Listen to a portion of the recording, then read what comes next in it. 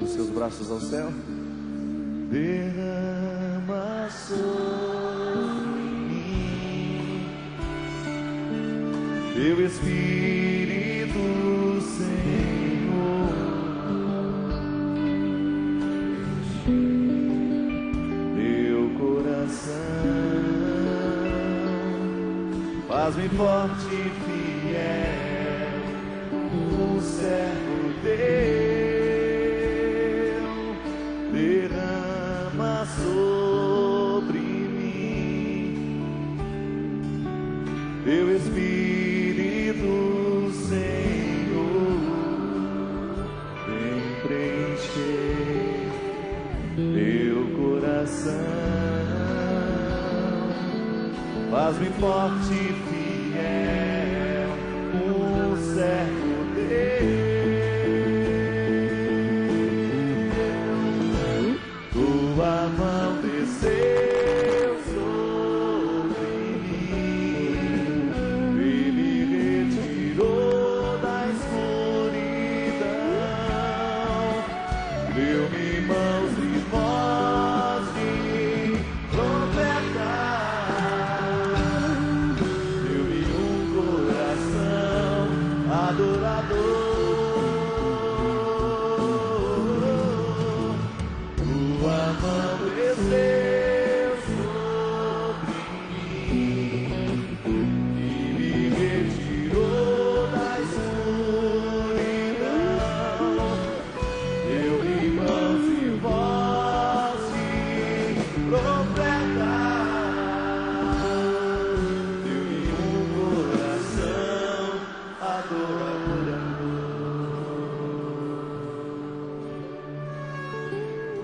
A mão do Senhor quando descia sobre o seu povo, mãos de unção, mãos de devolução. Para se fazer um rei, era preciso ungí-lo com o poder do Senhor. Um profeta também é um homem da unção. É aquele que tem a voz afiada, a palavra que seja capaz de destruir todo e qualquer poder de destruição. É aquela voz capaz de penetrar como se fosse uma espada, para cortar os grilhões, para cortar as algemas, para abrir os cativeiros. E outra coisa nós não queremos, minha gente: unção de rei, voz de profeta. E é o que o Senhor hoje quer nos conceder nesse dia. O Senhor quer que você saia daqui com um aspecto real, nos dois aspectos, nas duas dimensões do termo: real de ser concreto, real de pertencer à realeza. Saia daqui real. Vamos embora para casa na realeza que o Senhor hoje nos concede e na realidade que hoje Ele nos entrega. Tua mão desceu sobre mim e me retirou da escuridão. Deu-me mãos e voz de profeta. Deu-me um coração adorador. Tua mão desceu sobre mim e me retirou da escuridão. Deu-me mão e voz de profeta. Deu-me um coração adorador. Então vai tomando posse desse coração adorador, enquanto você vai se sentando. Tua mão desceu sobre mim e me retirou da escuridão. Mãos e voz de profeta. Deu-me um coração adorador. Maria, Maria, Maria, Maria, Maria, Maria, Maria, Maria, Maria, Maria, Maria, Maria, Maria,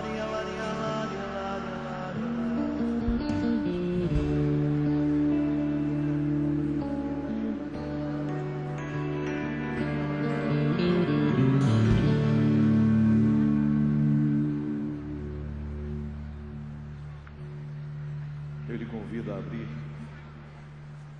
a palavra de Deus na carta de São Paulo aos Gálatas, capítulo 4.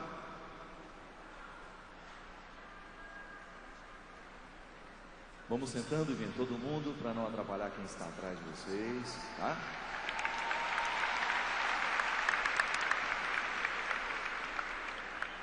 É a nossa fraternidade, né? Sendo aplicada. Isso, senta no chão mesmo.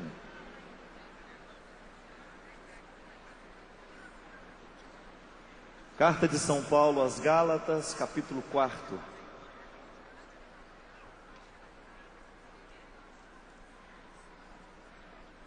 Apenas uma informação de exegese.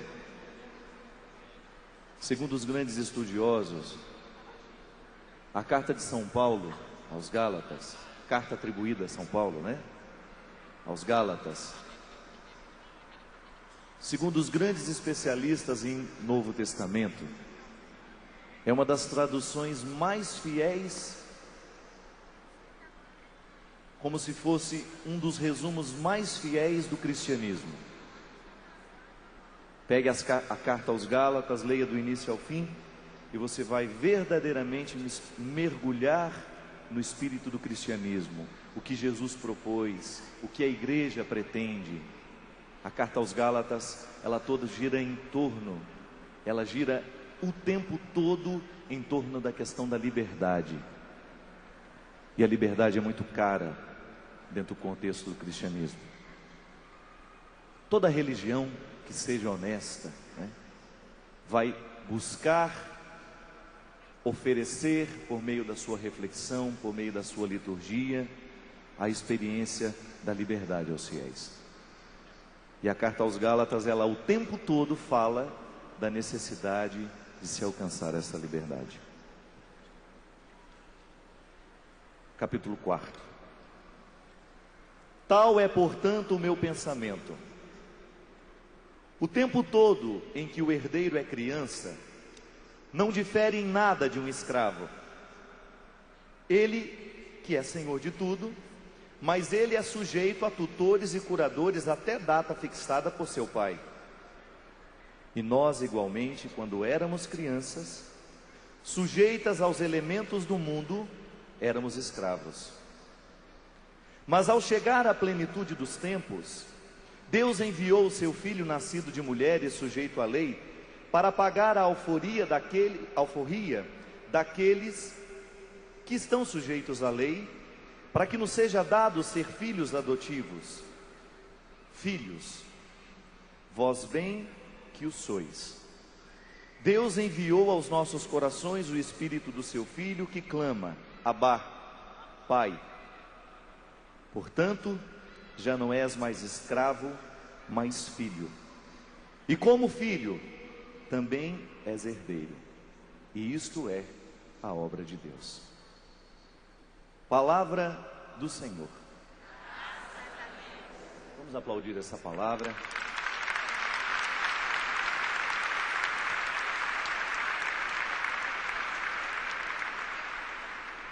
Muito interessante que essa palavra, ela é muito concreta e muito atual. Parece que o escritor já estava mergulhado no mistério humano, a ponto de compreender algumas coisas que até hoje ainda são difíceis de nós compreendermos. Fazer a comparação de uma criança com um escravo. Como é que uma criança pode ser comparada com um escravo? Uma criança é tão cheia de graciosidade, ela é tão linda, ela é tão cheia de encantos. Como é que eu posso dizer que uma criança tem características do escravo?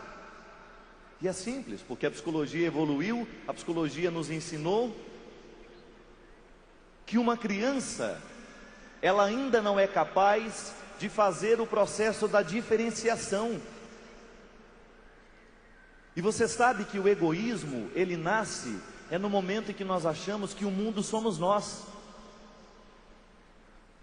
O egoísmo, ele é sempre uma expressão de uma pessoa que não sabe diferenciar-se dos outros.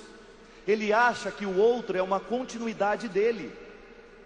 O egoísta é aquele que olha tanto para o seu mundo, o egóico, ele está tão ocupado do seu mundo, que quando ele enxerga para os outros, quando ele olha para as outras pessoas, ele não consegue perceber que o outro tem o seu mundo próprio. Ele acaba entendendo que o outro é uma extensão da satisfação de suas necessidades. Você já experimentou isso um dia, minha gente? Uma criança, por mais linda que ela seja, por mais graciosa que ela seja, ela ainda está voltada por razões biológicas, ela está em processo de feitura, de amadurecimento, ela está inteiramente voltada para as suas necessidades. A psicologia nos ensina, você que já foi mãe, você que é mãe, Freud até interpretava isso como uma fase oral, onde a criança, ela não tem a capacidade de distinguir o corpo dela do corpo da mãe.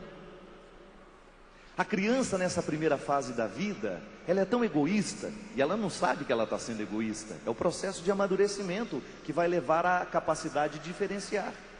Mas quando ela é um recém-nascido, quando ela é pequenininha, ela não sabe distinguir o corpo dela do corpo da mãe. Tanto é que tudo ela quer incorporar pela boca. Ela vê o mundo ao seu redor como uma continuidade dela, então ela morde tudo o que vê.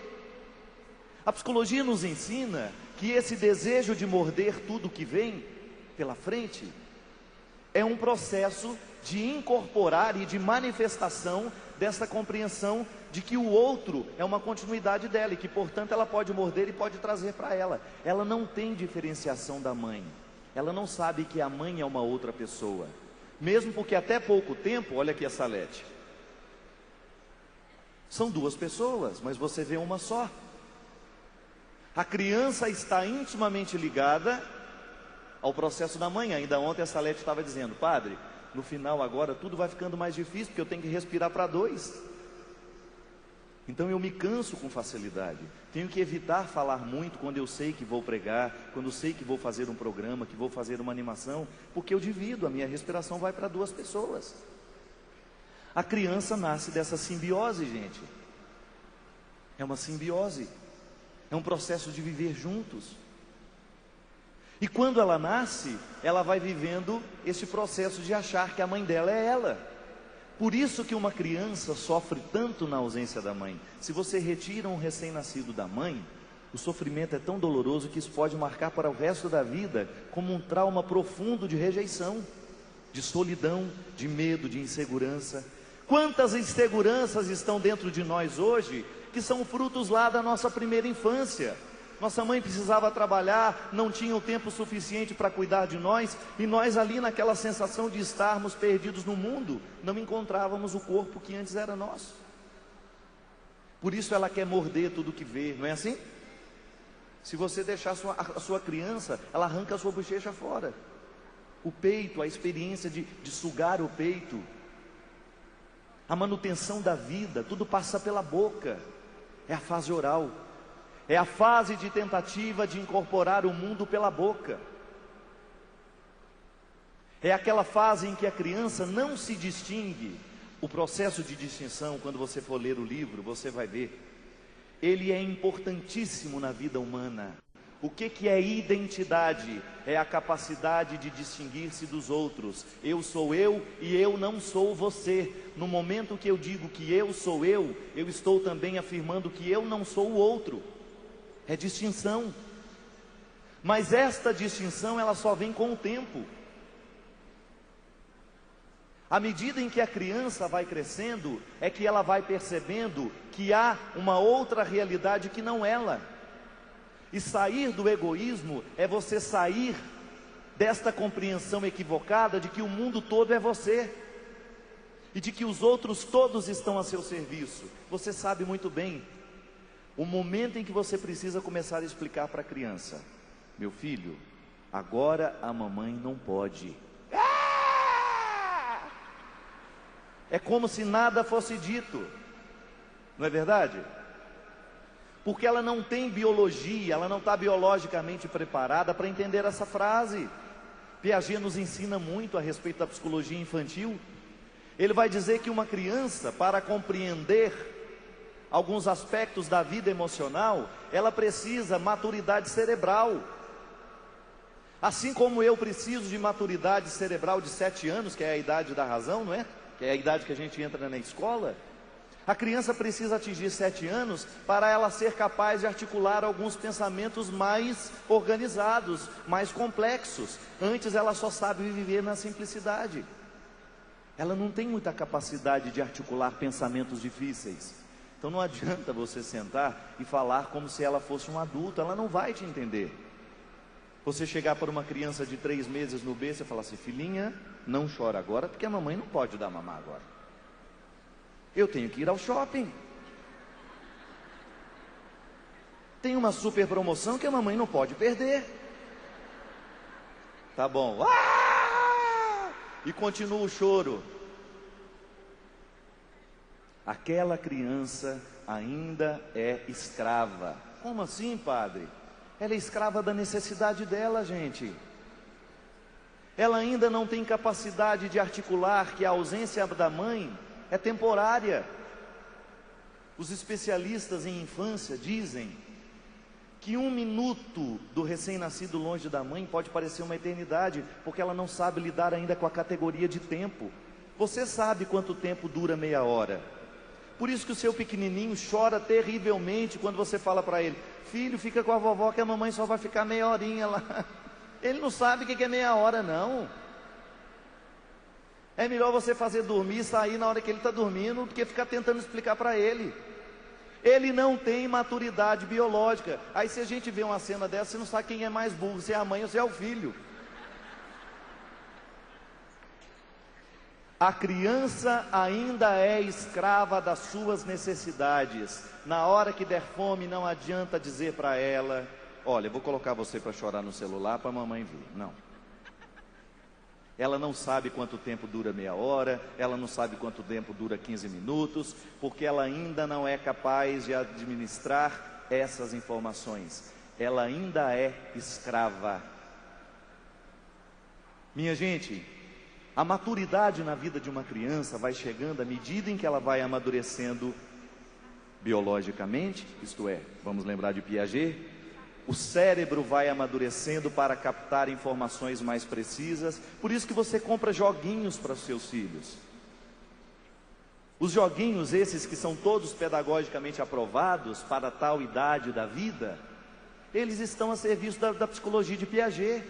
Quando você compra um brinquedo dessa natureza, você está comprando a ideia de Piaget, que dizia que o melhor jeito de você encaminhar uma criança para a maturidade é você deixando brincar com jogos que tenham regras.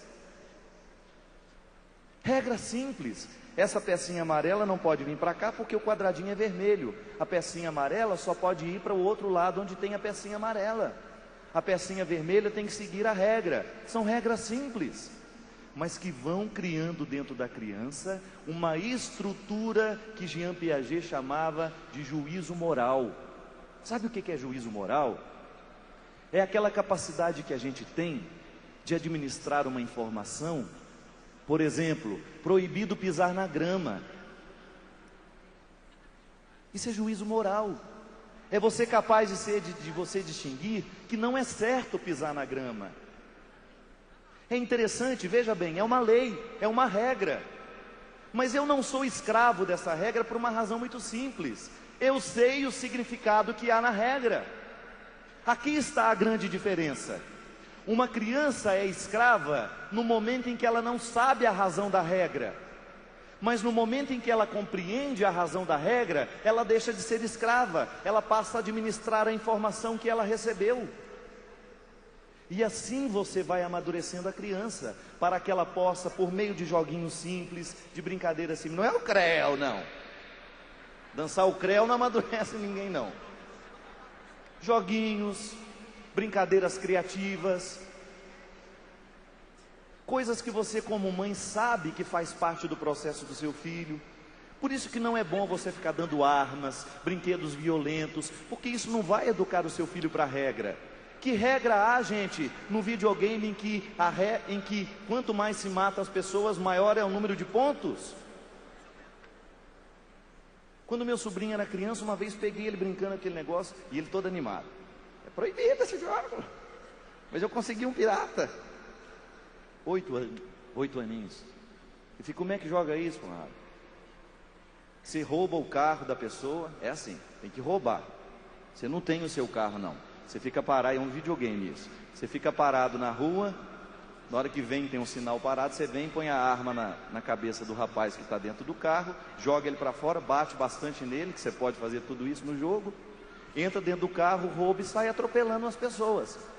Se você atropela uma criança, você ganha 1000 pontos. Se você atropela um velho, você ganha 1500 pontos. Se você atropela uma mulher grávida, você ganha 4000. Gente, eu não estou inventando isso não. Quem conhece esse jogo aqui? Aí, ó. Esse jogo pode educar uma criança para a compreensão de regras? Nunca, ele é o contrário. Veja bem o quanto isso é sábio. Nós só poderemos respeitar uma lei se nós tivermos ultrapassado o limite da ignorância cega. Quando nós somos escravos, nós não seremos capazes de obedecer a nada. Nenhuma regra será capaz de nos convencer de que vale a pena fazer aquilo. Por isso a palavra de São Paulo é uma palavra absolutamente atual para o contexto em que nós estamos refletindo. Porque também nós ainda temos características da criança no nosso comportamento.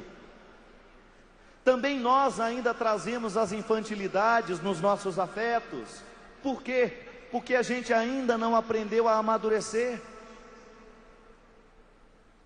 Nós ainda continuamos a insistir em ter características infantis, mas não as positivas, aquelas que Jesus salientava, como a simplicidade, a sinceridade. Não! Nós insistimos em trazer em nós ainda um arsenal de infantilidades, de sentimentos infantis, de sentimentos egóicos, que nos levam para um processo de egoísmo, onde a gente só pensa na gente, nas nossas necessidades e não mais nada. A escravidão dos afetos, minha gente, quando nós não sabemos equilibrar a nossa vida afetiva, quando nós não sabemos equilibrar as nossas emoções, nós viramos crianças. E prejudicamos as pessoas que estão do nosso lado, com o nosso comportamento, com o nosso jeito de ser. Nós nos transformamos num desastre humano. Nós nos transformamos em verdadeiros monstros, porque se tem alguém que pode se transformar em monstro, é uma criança. Basta você não educá-la para as regras. Basta você permitir que ela seja infantil, além do tempo. Basta que você não discipline. Basta que você permita que ela faça tudo o que ela quer, ao seu tempo. Basta que você não observe o processo da maturidade, que lhe dará direito de exigir daquele filho na hora certa, o que precisa ser exigido na hora certa. Ah, padre, eu nunca aprendi sobre isso. Pois vai aprender, porque a mãe é você. É igual estudar para passar no concurso. Se você quiser ser bem sucedido na sua profissão, você terá que ser competente no assunto. Ser pai e ser mãe não é só colocar os filhos no mundo, não. É você, a partir do momento que sabe que essa criança está no seu ventre, você vai procurar estudar para saber quem você vai trazer ao mundo.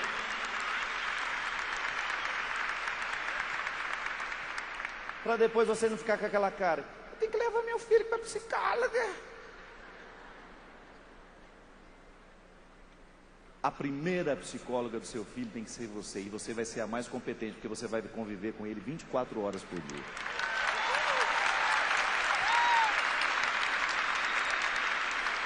Não tem essa história, pariu o menino, jogou para fora, deixa que a vida cria. Não!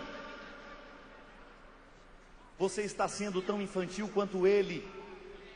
Pôs um filho no mundo, vai buscar livros de psicologia infantil para você educar bem o seu garoto, a sua garota, para que ele não fique criança além do tempo.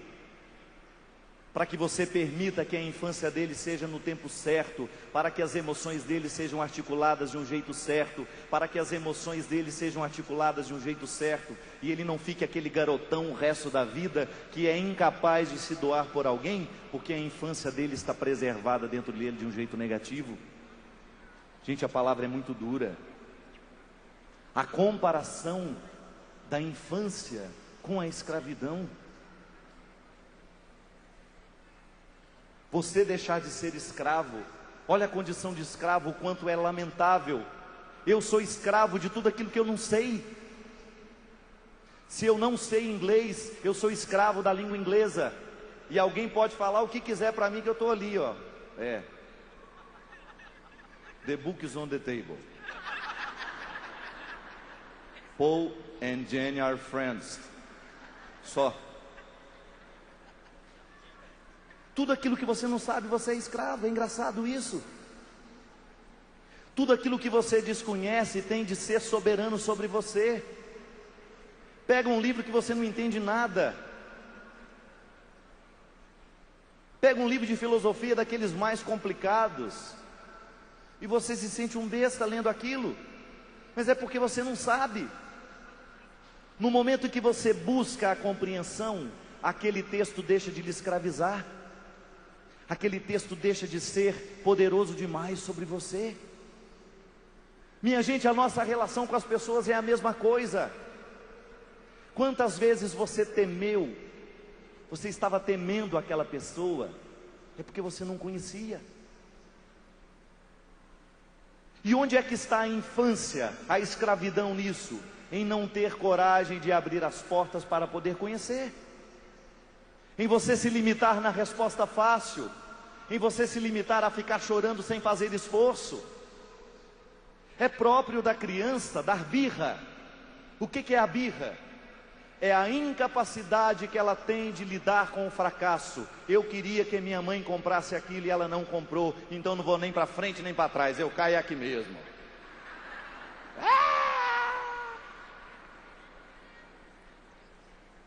A birra é o reconhecimento do fracasso. Eu sou um porcaria, não consegui nem mover o coração da minha mãe para que ela comprasse o que eu queria. É a expressão mais dramática da infância, é a birra. Criança birrenta. Criança birrenta, se você não fosse os princípios cristãos que a gente tem, sobretudo o filho dos outros, você pega e enforca ali na hora. Não é verdade? De tanto, tenha coragem de assumir isso. Quantas vezes você não quis enforcar o vizinho?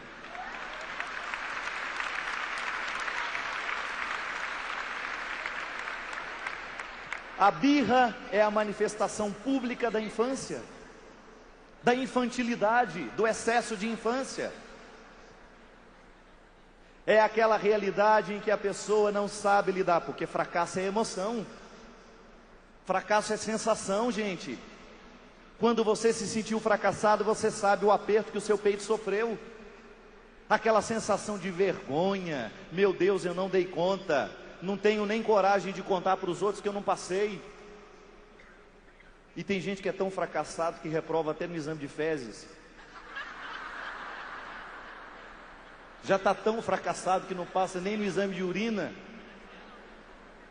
Aí dá birra, chora, mas não faz nada, não se levanta para começar, para continuar a vida. Onde é que está o problema da birra? É que ela emperra a pessoa de tomar uma decisão. Tá bom, não comprou, vamos levantar e vamos embora. Mas a criança não sabe resolver essa emoção dentro dela, não. É você que vai ensinar. Meu filho, minha filha, não vamos comprar, pronto e acabou. E se ficar dando birra, vai ficar sozinha aí no meio do shopping. Ensine a sua criança a lidar com o limite. Ensine a criança a lidar com os nãos. Ensine a criança a lidar com a não possibilidade, porque senão você vai ter um monstro que vai viver dando birra, resolvendo, e você vai ter que resolver o problema porque ela deu birra, e quando ela estiver adulta, ela vai dar birra com a mulher dele.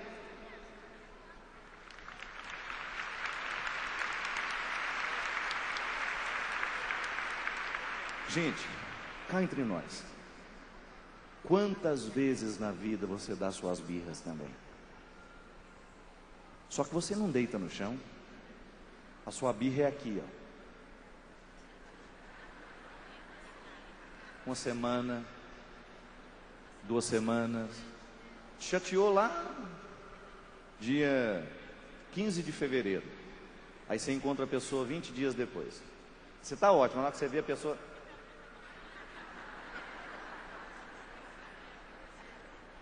Aquela cara de neutro, não é? Já viu gente que tem cara de neutro?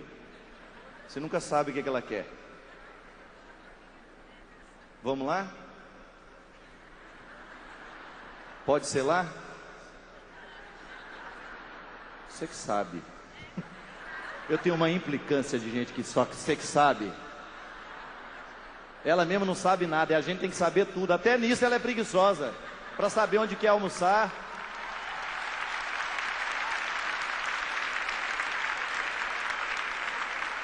O você que sabe é típico da criança que não tem coragem de manifestar.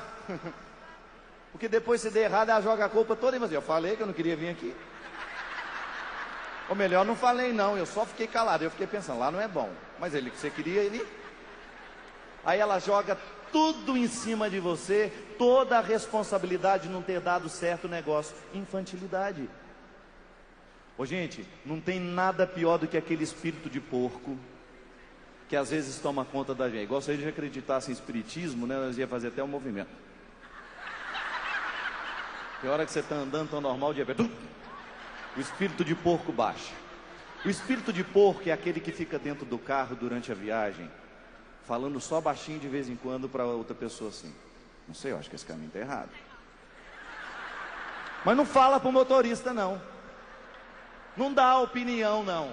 Ela vai ficando: gente, eu estou achando que está errado. Aí depois, quando estava errado mesmo, aí que ela abre a boca: eu falei. Eu estou aqui achando esquisito desde a hora que eu percebi. Mas aquele espírito de porco não abriu a boca na hora que precisava abrir, porque é criança mimada. A infantilidade preservada ficou ali, impedindo a pessoa de se manifestar. É escrava dela, ela não tem coragem de dar opinião, ela fica falando entre os dentes. Vá para o inferno, não tem jeito. Esse espírito de porco, o espírito de porco toma conta da gente com uma facilidade. Você entra aqui, o palco está sendo montado para o acampamento. Gente, eu estou ficando careca, é aqui, ó.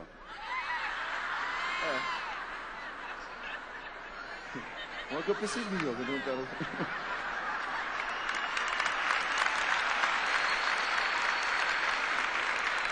Eu acho que essa câmera está estragada, esse trem tem um furo aqui, ó.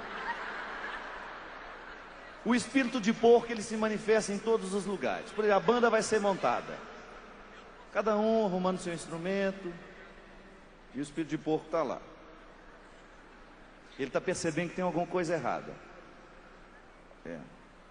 Sei. Aí na hora que o negócio começa, eu tinha percebido, eu não falei nada porque eu não gosto de ser enjoado. O cenário vai ser montado. Ih, tô careca meu. O cenário vai ser montado. Aí tá cheio de gente para arrumar. O espírito de porco é aquele que não pega uma agulha, ele não levanta uma palha, mas ele fica ali no canto. Tô achando que esse trem vai dar certo, não. Mas então vem e partilhe. Por que pode não dar certo? Porque às vezes a sua opinião será preciosa para nós. Gente, isso é a mesma coisa que dá birra. É a mesma coisa que dá birra. Só que nós, nas escravidões dos nossos afetos, nós damos birras de formas diferentes. Nós não temos coragem de deitar no chão e gritar. Às vezes tem, não sei. Lá no particular, né? A nossa birra emocional, ela se manifesta na nossa cara fechada, no nosso mau humor, na nossa resposta ríspida. É ali que a infância, essa que não deve ser preservada, vem para fora no nosso comportamento. A mesma coisa, minha gente, duas diferenciações interessantíssimas que a criança não é capaz de fazer. O tempo todo na vida nós somos ofendidos. Não adianta.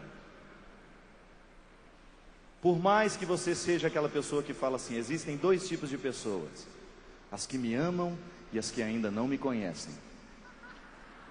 Mesmo que você seja assim, por mais que você seja uma pessoa querida, que chama todo mundo de linda, né?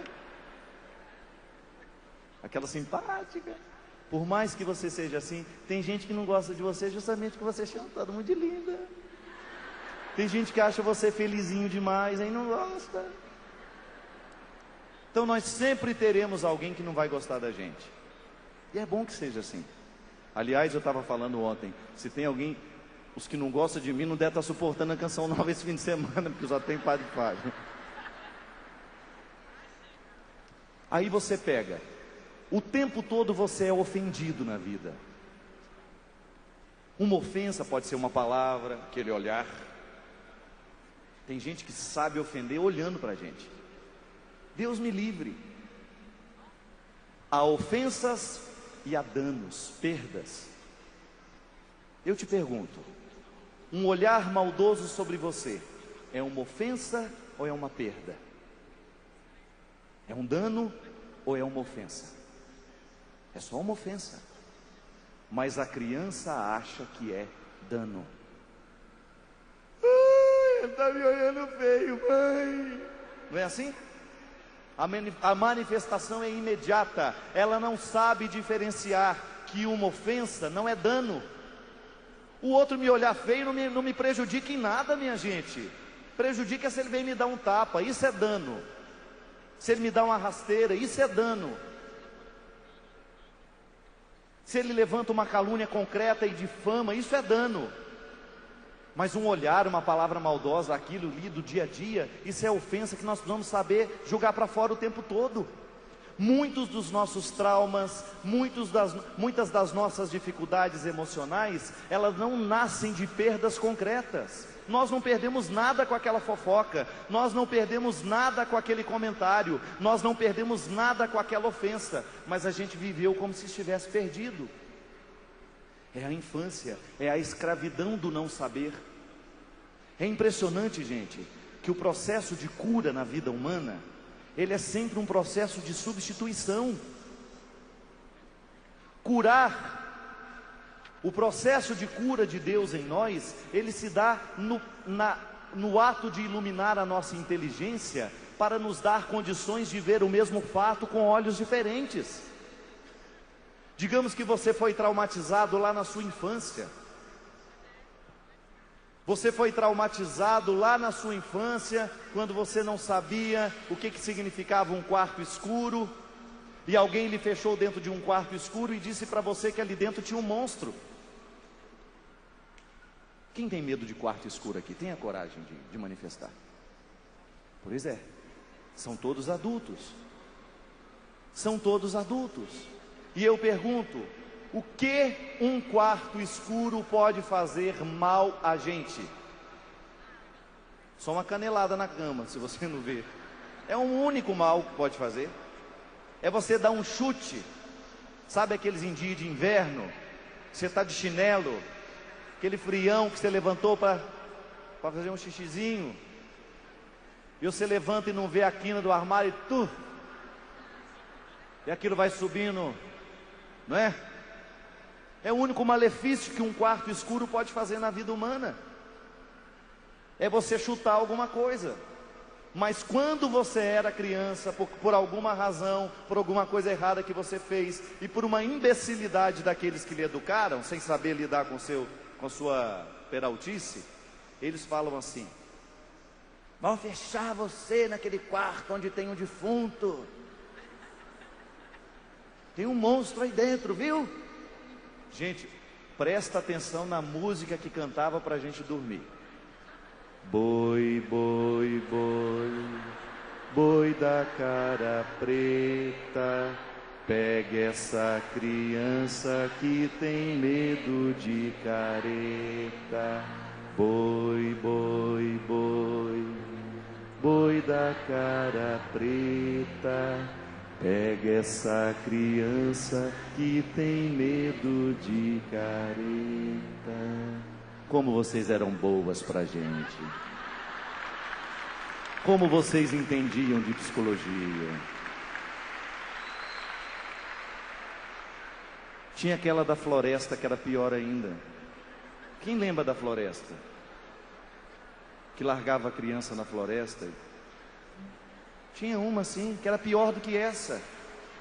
Gente, imagina você querer acalmar uma criança falando para ela: boi, boi, boi, boi da cara preta, pega essa criança que tem medo de careta. Olha que coisa terna. Que psicologia fantástica.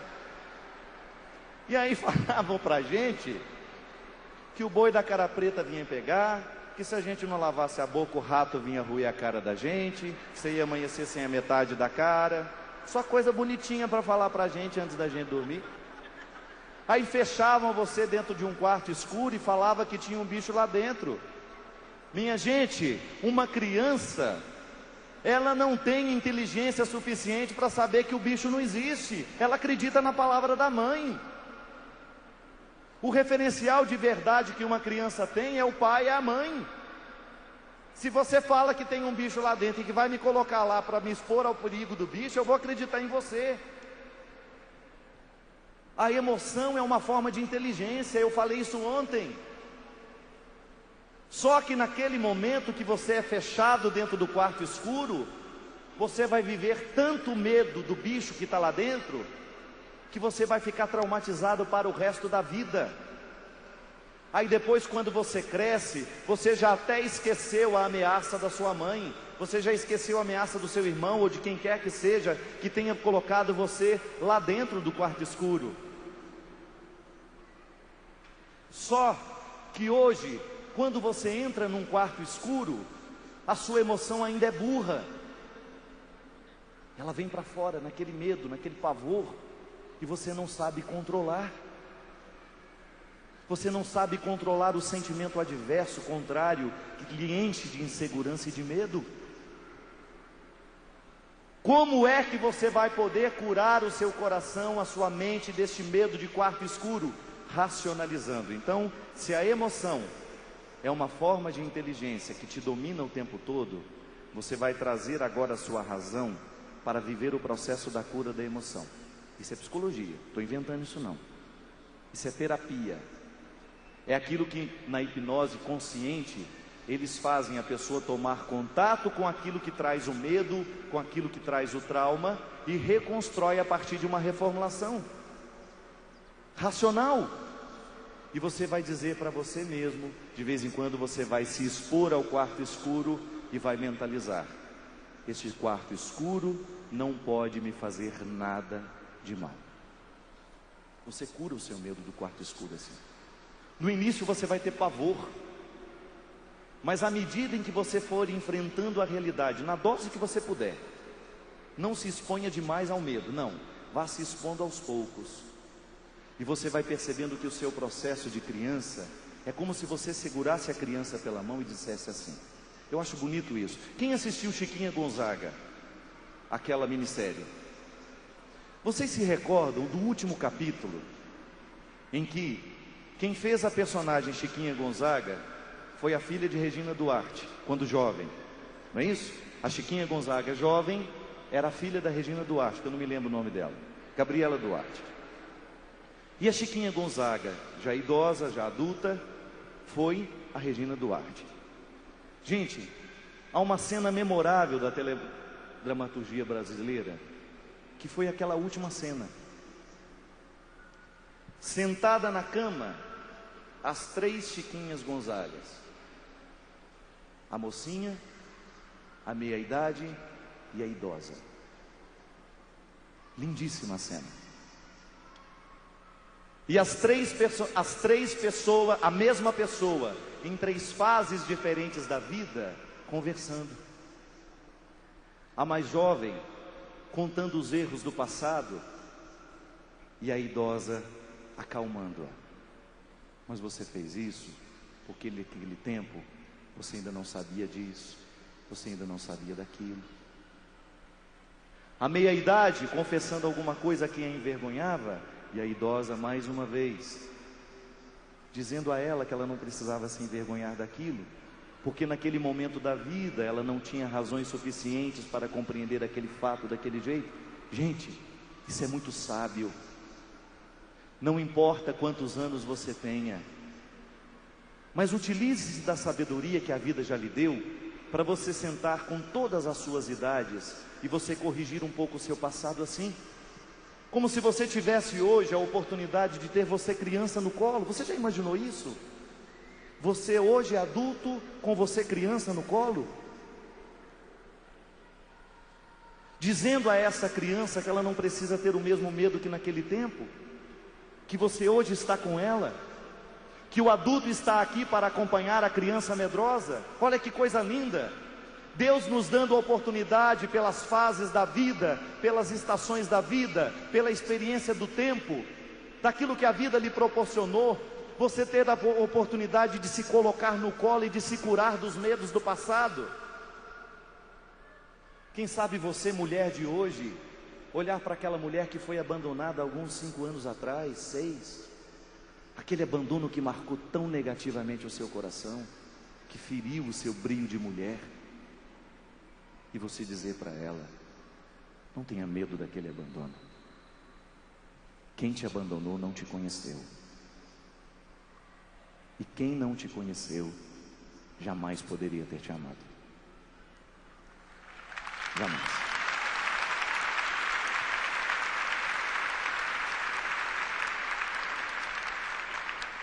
Você ter a coragem de você se encontrar nas diversas fases da vida. Aqueles traumas da adolescência, quantos traumas de adolescência nós temos?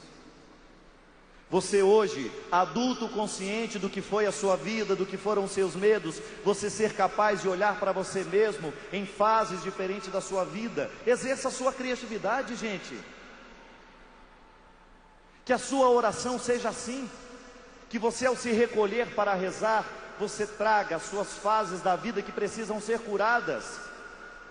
Se os seus maiores traumas nas emoções, os seus traumas dos afetos estão na infância, habitue-se a trazer a criança para o colo, a olhá-la nos olhos, a conversar com ela, a dizer a ela o que ela não sabia naquele tempo, mas que você já sabe hoje.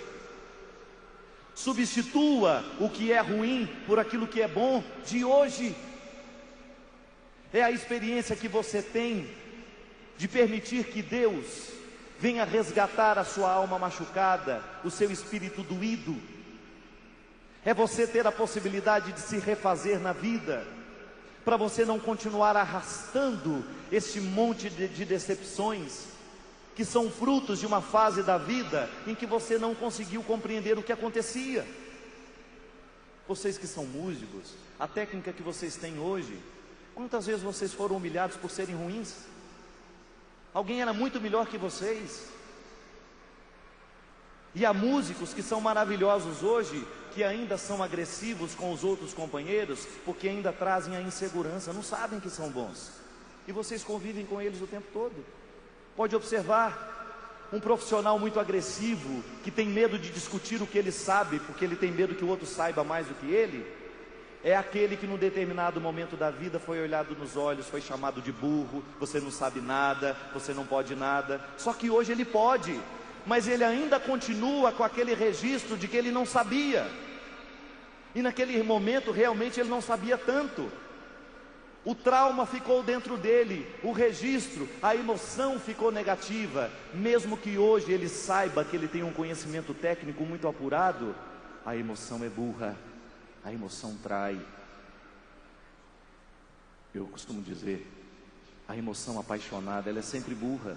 Olha para uma pessoa apaixonada para você ver, gente. É assim. Vocês conhecem aquela música? Românticos são poucos, românticos são loucos desvairados, que querem ser o outro, que pensam que o outro é o paraíso. São tipos populares que vivem pelos bares e mesmo certos vão pedir perdão, que passam a noite em claro, conhecem o gosto raro de amar sem medo de outra desilusão. Romântico é uma espécie em extinção. Romântico é uma espécie em extinção. Já ouviu isso? Você já viu uma pessoa romântica? Ela é quase boba.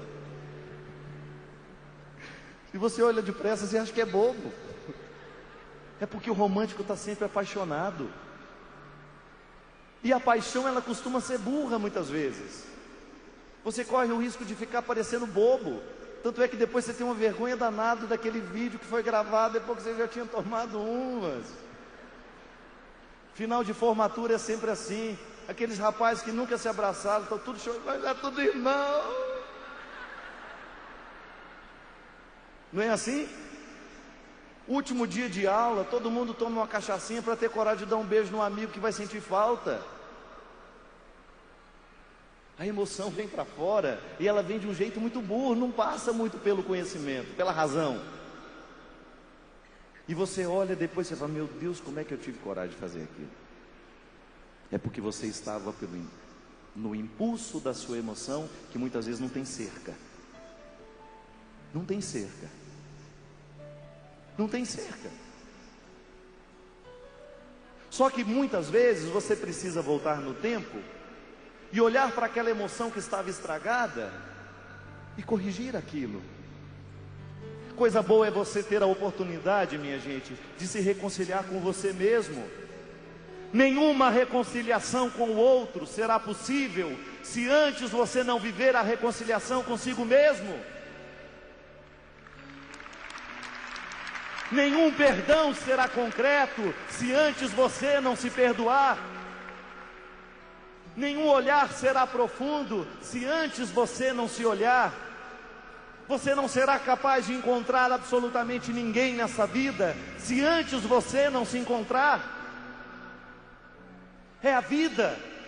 Não importa o que a gente teve no passado. Deus nos dá hoje a inteligência para a gente poder olhar para o dia de hoje e reconstruí-lo com a força do poder do céu. Deus é especialista em cura. Deus é especialista em curar corações feridos. Deus é especialista em curar corações machucados. Deus é especialista em gente que não deu certo. Deus é especialista em gente que não sabe viver. Não fique fora desse grupo, não tenha medo dos seus medos, não tenha medo dos seus traumas, não tenha medo da história passada, não tenha medo daquilo que os outros fizeram de você. Tenha medo daquilo que você faz de você. Se há alguma coisa que nessa vida pode nos destruir, minha gente, não é aquilo que os outros fizeram de nós, é aquilo que nós permitimos que os outros façam de nós.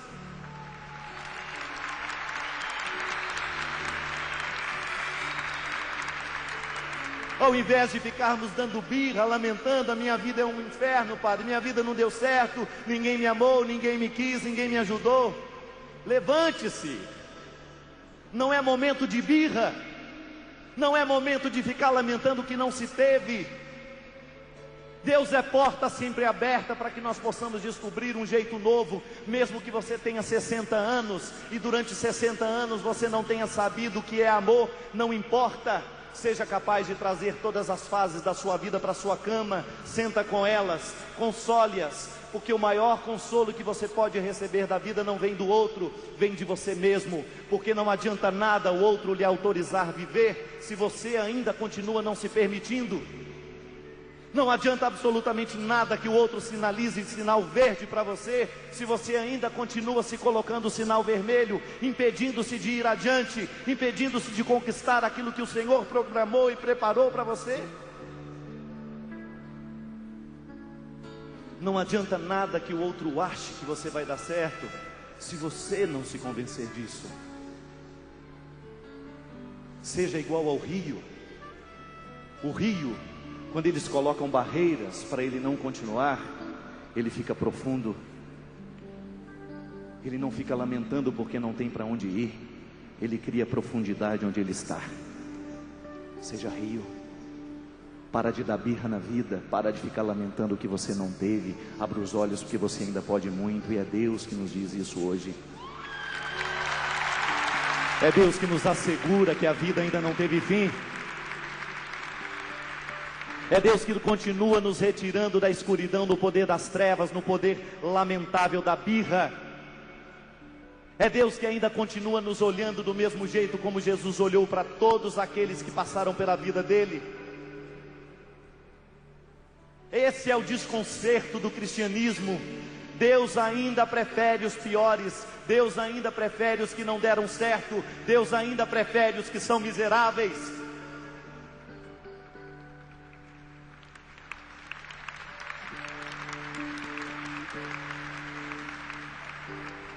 E o grande desafio está aqui, que no momento da minha birra Ele me encontra, que no momento da sua birra Ele te encontra. E fica parado,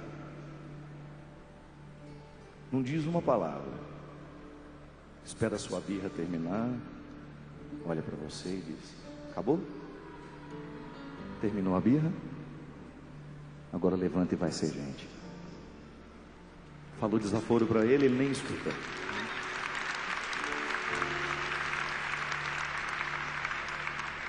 Tua mão desceu sobre mim e me retirou da escuridão. Deu-me mãos e voz de profeta. Deu-me um coração adorador. Tua mão desceu sobre mim e me retirou da escuridão. Deu-me mãos e voz de profeta. Deu-me um coração adorador. O que é a voz do profeta? É a voz que tem o poder de calar aqueles que não sabem nada sobre a vida. A voz do profeta é aquela que se ergue para poder fazer cair toda a estrutura negativa, todo o poder do mal. A voz do profeta é aquela que desafia a mudança. Não, a voz do profeta não nos entorpece. A voz do profeta não pode nos fazer dormir. É acordados que nós precisamos estar. A voz do profeta é aquela que nos faz acordar para aquilo que na vida a gente ainda não sabia. A voz do profeta é aquela que nos dá coragem de olhar para aquilo que antes era insuportável. E muitas vezes, minha gente, o insuportável não está muito longe de nós, não. Aqui dentro. Quanto mais insuportável for o sentimento que eu tenho por mim, quanto maior for a rejeição que eu tenho por mim, quanto mais doloroso for o alimento dolorido, o alimento emocional que eu trago dentro de mim, maior será a minha incapacidade de me refazer. Expulsa isso dentro de você. É a mão do Senhor descendo sobre nós. Quem disse que você tem que levar esse mal todo com você? Quem disse que você tem que levar as consequências da sua vida errada a vida inteira? Não! Isso é fase que passou. Hoje é tempo de recomeçar. Hoje é tempo de reviver. Põe a mão nesse coração e diga ao Senhor: cura as fases da minha vida, Senhor. Cura as fases da minha vida. Cura aquele momento em que eu não soube entender, Jesus. Cura-me de todas as minhas inseguranças, de todos os meus medos. Cura-me de todo o meu passado, Senhor. De tudo aquilo que foi oculto, que muitas vezes vem à minha consciência, gerando uma atitude doentia. Cura-me, Senhor. Cura-me de todas as minhas infâncias estragadas, de todas as minhas infantilidades. Coloca-me na coragem da batalha, Senhor. Coloca-me na coragem da luta, Senhor. Porque eu não quero ser um fracassado. Eu não quero ser escravo do passado. Eu não quero ser escravo da notícia ruim. Eu quero ser portador da boa nova. Eu quero ser portador da tua realeza. Eu quero ser real. Tua mão desceu sobre mim e me retirou da escuridão. Deu-me mãos e voz de profeta, deu-me um coração adorador. Tua mão desceu sobre mim e me retirou da escuridão. Deu-me mãos e voz de profeta, deu-me um coração adorador. Toque quem está do seu lado, põe a mão no ombro. Vamos fazer uma grande corrente nesse rincão? Vamos? Você não sabe aquele que você abraça, você não sabe qual é a dor que existe nele, qual é a liberdade, a necessidade de libertação que existe nele. Você não sabe. Você não sabe o quanto ele é escravo, o quanto ele é livre.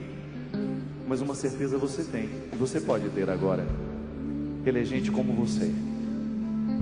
Ele está no grupo daqueles que Jesus prefere. E diga isso a ele. Jesus prefere você. Jesus prefere você. Jesus é Deus. Derrama sobre mim teu Espírito, Senhor, vem preencher meu coração. faz-me forte e fiel, um servo teu. Mais uma vez, bonito. Derrama sobre mim bem forte teu Espírito, Senhor, vem preencher meu coração. Faz-me forte e fiel, um servo teu. Prepara esse lugar agora. Sua mão desceu sobre mim e me retirou da escuridão. Deu-me mãos e voz de profeta, deu-me um coração adorador. Tua mão desceu sobre mim e me retirou da escuridão. Deu-me mãos e voz de profeta,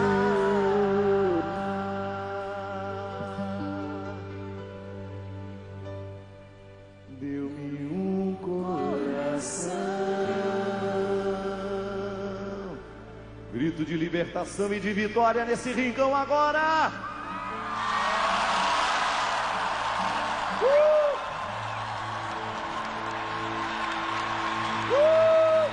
Mais barulho! Mais barulho!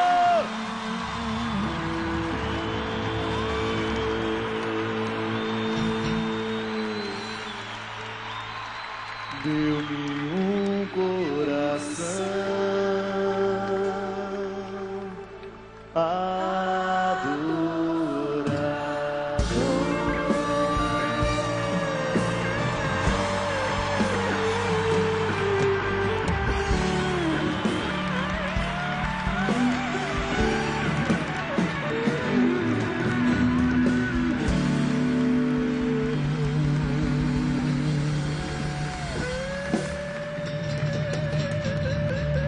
Eu quero ver uma salva de palmas para Jesus! Cadê, gente? Uma salva de palmas para Jesus! Legal! Vocês aqui no Rincão estão conseguindo me ouvir? Não? Agora vocês estão conseguindo me ouvir? Legal! Então, gente, uma salva de palmas para Jesus! É, gente.